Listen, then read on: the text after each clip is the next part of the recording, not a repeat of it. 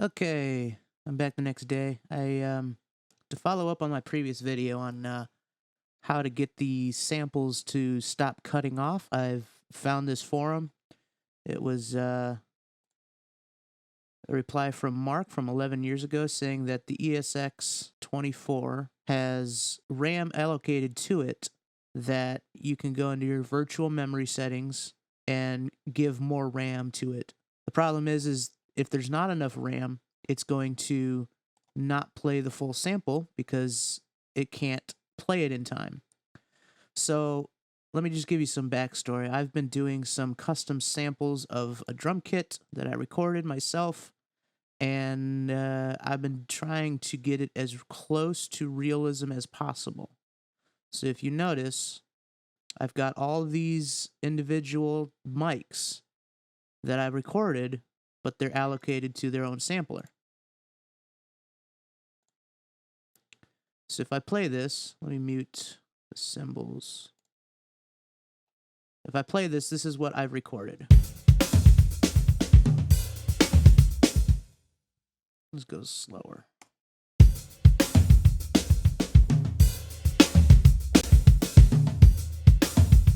So the idea is you can then mute any one of these, and this is what the kick in mic would pick up. The kick out mic is going to pick up the rest of the drum set as well. Top snare, bottom snare, stuff like that. So the problem I ran into was I hadn't applied all the velocity data to these MIDI hits. So if I go to hi-hat and I go to edit, velocity, everything's still set to 1 to 127. So the problem is it's now playing multiple hits. See that? It's playing 4 or 5 at the same time when it should only be playing 1. I've got all these round robins set up, so it'll cue the next one. You can watch Music Tech Help Guy's video, tutorial 56. He goes through the concept of doing round robins and groups in ESX. It's really cool. But I did the round robin technique where it cues up the next hit, so you get more human feel. The problem with not setting up the velocity, though, is, of course, you start playing multiples. And if I've got one of these for every mic, that's up to 11 microphones that I've got. So the problem I was running into was not enough RAM for these samples to be playing. I was peaking and just overblowing all the samples that were playing, and the computer couldn't keep up. So the solution that I've come across, thanks to Mark, was to just give it more disk speed and to slow, set it to slow, and to extensive. So if I go to one of the EX, go to options, virtual memory, here it shows you have your disk speed. You can set to slow, and you can give it more RAM, essentially. So before, when it was at, what was it, 60? Yeah, 60 megabytes. It can now be 90 megabytes. The other thing you could do is watch here. You see it says disk I/O traffic. This is what it has played, and it shows you what hasn't been played. So if I refresh and hit apply, okay, sorry, Logic crashed. Apparently, if you switch this and hit apply, it crashes. I don't know. Anyway, if you hit apply, it resets the disk I/O counter. So you can watch and see, like, all right, that's how many it's played, and now you see it's stopped playing, or it wasn't able to play in time. If that number gets too high, you'll start coming across the issue that I had in the previous video where the cymbals won't play the full sound. You hear that? It plays, and then it cuts off. Sometimes it plays the full thing, and sometimes it doesn't. There we go. You also see my CPU is peaking out like crazy. So I need to apply all the velocities to my samples to clear that up. The one thing that threw me off, though, is this problem carries over to the next project. You could open up a brand new project and this is still going to be there because your RAM is still holding on to all that data. So when I made my previous video, I didn't restart Logic before I made it. So all of this not played in time was still there. So if I were just to make a new close, don't save. All right. Just save. Okay. Create a new channel. Make it ESX. Well, I don't want ESX. I want the drum kit.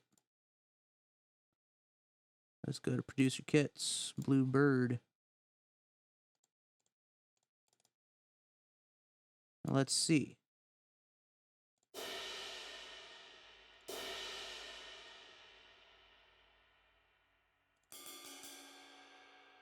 Huh.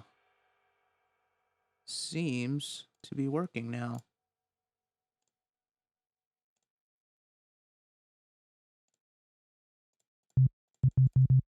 Oh, that's...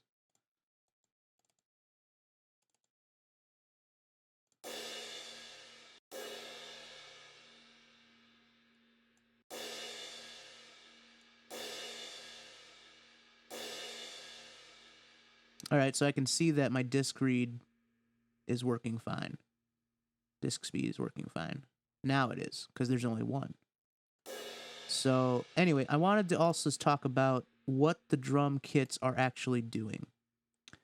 So I've done some deep diving into the files of Logic, and I found sampler instruments. You can go to drums and percussion, and here you see drum kit designer. So here are all your designer drum kit samples, or rather the actual software. You see EXS. So when I was searching for a solution, I was only searching for the designer drum kits. In Google, I was using those keywords, when in reality, it was supposed to be EXS because they're using the same back-end software to run these kits. You can actually find the samples if you go to the ESX factory samples, drums and percussion. I'm sorry, not drums and percussion. It's under patches, instruments,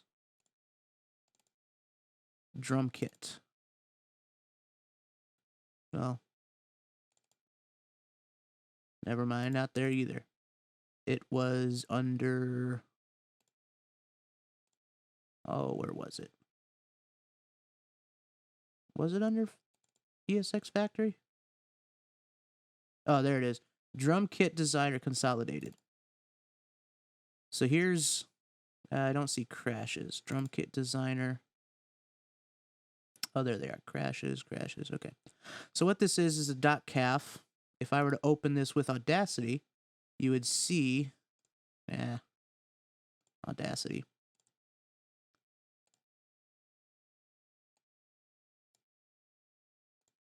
All right, you would see all of these peaks. These are the individual samples that they've consolidated. I think that tail has something to do with, if that cut right there has something to do with their triggering or release, or I'm not sure why it's there. But these are all your samples.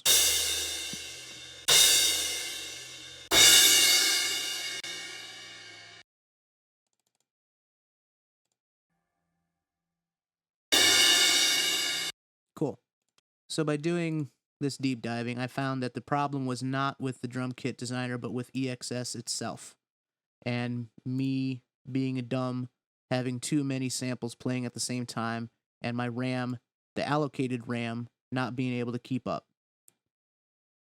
So, cool. I fixed it, kind of, or at least I know how to fix it now.